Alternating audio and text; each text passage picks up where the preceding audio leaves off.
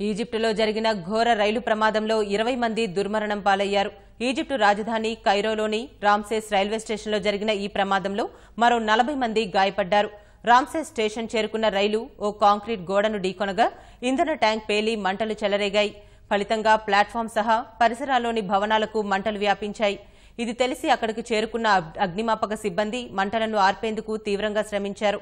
ఈ ఘటనపై దిగ్భ్రాంతి వ్యక్తం చేసిన ఈజిప్టు ప్రధాని ముస్తఫా మద్బౌలి ఈ ప్రమాదానికి బాధ్యులపై కఠిన చర్యలు తీసుకుంటామన్నారు.